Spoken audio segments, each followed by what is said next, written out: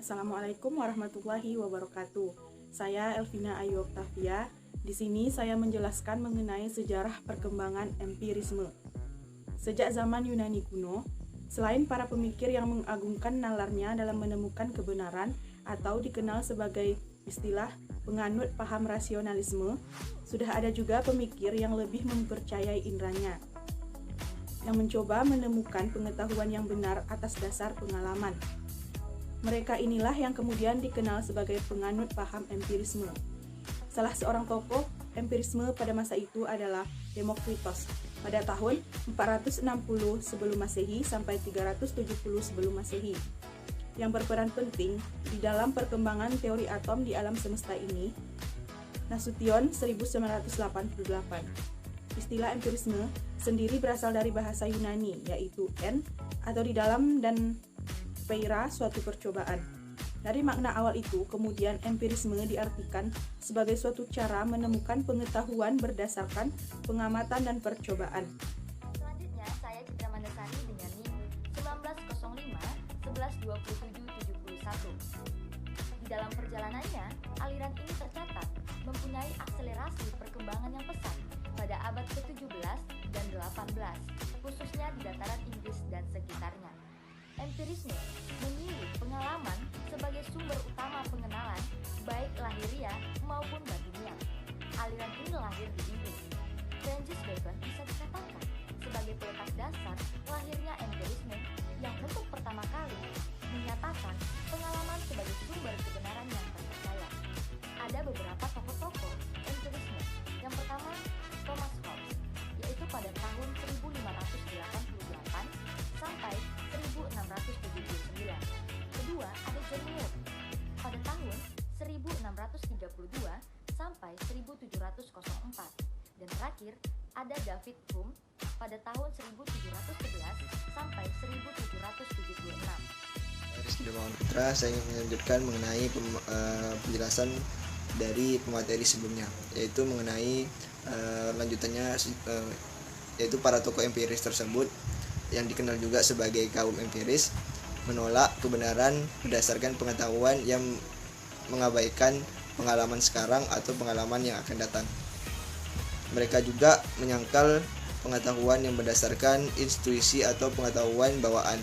Menurut kaum empiris ini, pengetahuan yang paling jelas dan sempurna adalah penerapan indrawi, yang berarti tidak hanya melihat, meraba, ataupun mendengar atau mencium, tetapi juga semacam indera batin, yaitu daya ingat dan kesadaran. Mereka berpendapat bahwa akal budi hanyalah memadukan pengalaman-pengalaman indrawi. Yang ini kutipan menurut Ensiklopedia Nasional tahun 1980. Baiklah, saya Risa Dwi Anggraini akan melanjutkan materi mengenai karakter empirisme. Secara lebih detail, paham empirisme dapat diindikasikan oleh pemikiran Sudaryono sebagai berikut. Yang pertama, dunia merupakan suatu keseluruhan sebab akibat. Yang kedua, perkembangan akal ditentukan oleh perkembangan pengalaman empiris. Yang ketiga, sumber pengetahuan adalah kebenaran yang nyata. Yang keempat, pengetahuan datang dari pengalaman. Yang kelima, akal tidak melahirkan pengetahuan dari dirinya sendiri. Yang keenam, mengajukan kritik terhadap rasionalisme yang dianggap tidak membawa kemajuan apapun. Yang ketujuh, asas filsafatnya bersifat praktis atau bermanfaat. Yang delapan, awal digunakannya prosedur ilmiah dalam penemuan pengetahuan, karena sesungguhnya hakikat ilmu pengetahuan adalah pengamatan, percobaan, penyusunan fakta, dan penarikan hukum-hukum umum.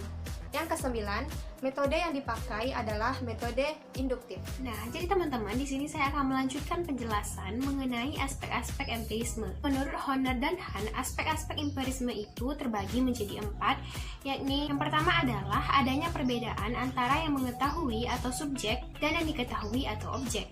Nah, objek di sini itu adalah fakta yang ditangkap oleh seseorang. Yang kedua adalah kebenaran atau pengujian kebenaran dari objek tersebut didasarkan pada pengalaman manusia. Yang ketiga adalah adanya prinsip keteraturan. Yang keempat adalah adanya prinsip keserupaan, yang berarti bahwa bila terdapat gejala yang berdasarkan pengalaman yang identik atau sama, maka ada jaminan untuk membuat kesimpulan yang bersifat umum tentang hal itu. Saya Arti Teresia Amerika akan menjelaskan tentang tokoh-tokoh empirisme. Yang pertama adalah Francis Bacon de Terlon. Francis Bacon de Terlon ini adalah seorang filsuf Inggris, ilmuwan, negarawan, ahli hukum, orator, penulis buku, dan penulis esai. Francis Bacon de Terlon ini dikenal sebagai bapak metode induktif atau empiris eksperimental. Karya atau buku yang ditulis Francis Bacon mengenai empiris eksperimental yaitu yang berjudul Novum Organum atau alat atau metode baru yang diterbitkan pada tahun 1620.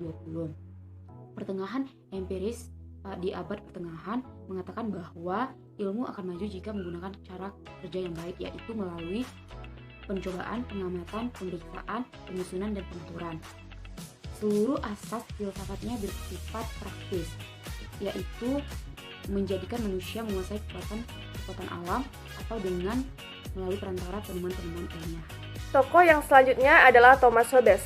Thomas Hobbes lahir pada tanggal 15 April 1588 di Malmesbury dan beliau meninggal pada tanggal 4 Desember 1679 di Holt Hucknall, Inggris. Thomas Hobbes adalah orang pertama pada abad ke-17 yang mengikuti aliran empirisme di Inggris. Thomas Hobbes berpandangan lebih jelas, yaitu bahwa pengalaman merupakan permulaan dasar segala pengenalan. Pengenalan intelektual tidak lebih dari perhitungan, penggabungan data indrawi dengan cara berbeda-beda. Pengenalan atau pengetahuan menurut Hobbes diperoleh dari pengalaman. Langsung ke tokoh yang ketiga yaitu John Locke 1632 sampai 1704, di mana John Locke menegaskan bahwa pengalaman adalah satu-satunya sumber pengenalan. Akal budi manusia sama sekali tidak dibekali oleh ide bawaan. Menurut Locke, seluruh pengetahuan bersumber dari pengalaman manusia. Sebelum seorang manusia mengalami sesuatu, pikiran manusia belum berfungsi atau masih kosong ibarat kertas putih, yang kemudian mendapatkan isinya dari pengalaman yang dijalani manusia tersebut. Nah, maka dari itu, inti dari empirisme Locke bertumpu pada realitas objektif, yakni pengalaman lahiriah dan batiniah. Empirisme yang keempat ada David Hume 1711 sampai dengan 1776. Riwayat hidup David Hume. David Hume lahir di Edinburgh, Skotlandia pada 26 April 1711, anak bungsu dalam keluarga yang baik tapi tidak kaya. Ayahnya meninggal ketika Hume masih kecil dan ia dibesarkan oleh ibunya di perkebunan keluarga Nineveh dekat Berwick. Keluarga Hume adalah seorang murid yang sukses dan sebagai anak muda, ia memiliki perhatian yang tinggi terhadap sastra dan filsafat. Solomon menyebutkan filsafat Hume adalah skeptisme yang menyeluruh. Tahun 1723 ia masuk Universitas Edinburgh mengambil jurusan studi pada hukum sesuai keinginan ibunya. Selama 3 tahun studi hukum, dia membangun pandangan filsafatnya. Empirisme David Hume. Aliran empirisme dibangun pada abad ke-17 yang muncul setelah lahirnya aliran rasionalisme. Bahkan aliran empirisme bertolak belakang dengan aliran rasionalisme. Menurut paham empirisme bahwa pengetahuan bukan hanya didasarkan pada rasio belakang di Inggris. Konsep mengenai filsafat empirisme muncul pada abad modern yang lahir karena adanya upaya keluar kekangan pemikiran kaum agamawan di zaman skolastik. Teori Hume ini meruntuhkan teori rasionalisme yang menyatakan bahwa sumber pengetahuan adalah melalui rasio atau akal. Menurut Hume, pengetahuan itu bersumber dari pengalaman yang diterima oleh kesan indrawi. Hal demikian mendorong bagi kita bahwa untuk menemukan sebuah pengetahuan, kita memerlukan pengalaman. Langsung kita yang selanjutnya mengenai pengaruh empirisme di dalam penelitian. Paham empirisme ini banyak digunakan sebagai dasar di dalam proses penemuan pengetahuan. Paradigma penelitian ini yang berdasarkan pada empirisme dikenal sebagai fenomenologi. Nah, dalam paradigma fenomenologi ini ada 3 ciri-ciri. Ciri yang pertama yaitu ciri ontologis. Pada ciri ontologis ini adanya realitas ganda. Realitas yang terkait settingnya, konteks natural, menolak menggunakan teori, dan pendekatan holistik. Ciri yang kedua yaitu ciri epistemologi. Pada ciri ini bersatunya ilmuwan dan objek. Membangun ilmu lokal, adanya hubungan relatif. Ciri yang ketiga yaitu ciri aksiologi. Nah, ciri aksiologi ini terkait pada nilai atau hanya berlaku lokal dan kontekstual.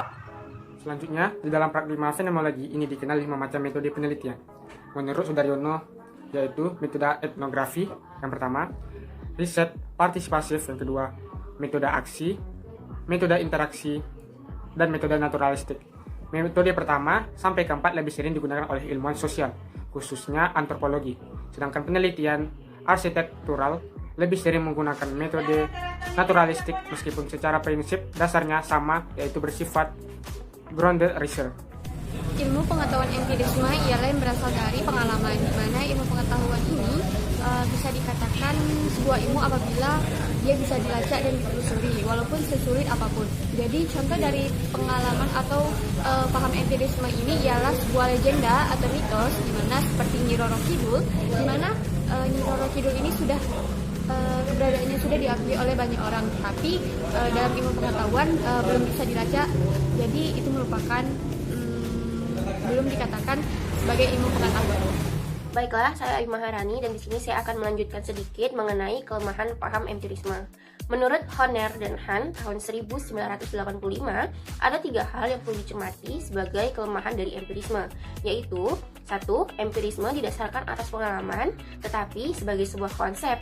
Ternyata pengalaman tidak berhubungan langsung dengan kenyataan objektif yang sangat dijunjung oleh kaum empiris. Pengalaman merupakan pengertian yang terlalu samar untuk dijadikan dasar bagi sebuah teori yang sistematis. Yang kedua, empirisme tidak mempunyai perlengkapan untuk membedakan antara khayalan dan fakta karena panca indera manusia terbatas dan tidak sempurna. Dan yang ketiga, empirisme tidak memberikan kepastian apa yang disebut pengetahuan sebenarnya juga meragukan karena adanya kelemahan indrawi manusia. Nah teman-teman, materi yang saya sampaikan tadi merupakan materi terakhir dalam video pembelajaran pada kali ini.